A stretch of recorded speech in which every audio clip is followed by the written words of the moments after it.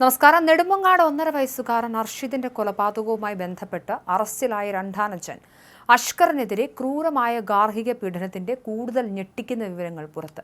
അഷ്കറിന്റെ ആദ്യ ഭാര്യ ആമിനെ ഇയാൾ നിരന്തരം ക്രൂരമായ മർദ്ദനങ്ങൾക്ക് ഇരയാക്കിയിരുന്നുവെന്ന് ആമിനയുടെ അമ്മ ഷജില ബീവി മാധ്യമങ്ങളോട് വെളിപ്പെടുത്തി.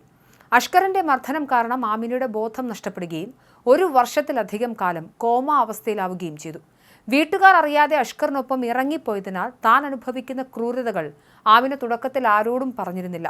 എന്നാൽ മകളുടെ നിലവിളി കേട്ട നാട്ടുകാരും അയൽവാസികളുമാണ് വിവരം കുടുംബത്തെ അറിയിച്ചത്.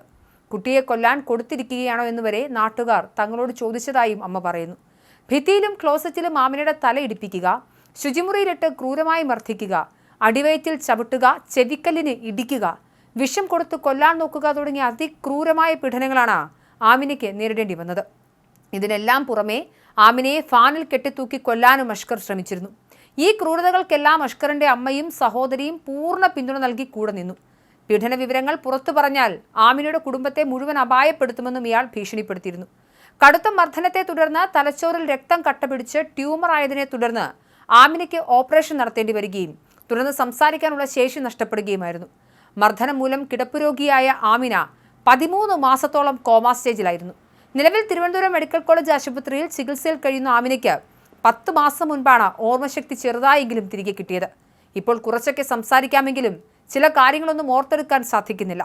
പൂർണ്ണമായും കാര്യങ്ങൾ മനസ്സിലാക്കാൻ കഴിയാത്ത അവസ്ഥയിലായതിനാലാണ് ഇരുവരുടെയും ബന്ധം നിയമപരമായി വേർപെടുത്താൻ പോലും ഇതുവരെ സാധിക്കാത്തത്. അഷ്കറിനെതിരെ നെടുമങ്ങാട് പോലീസിലും വനിതാ സ്റ്റേഷനിലും 6ഓളം തവണ പരാതി നൽകിയിട്ടും യാതൊരുവിധ നടപടിയും ഉണ്ടായില്ലെന്ന് ഷജില ബീവി ആരോപിക്കുന്നു.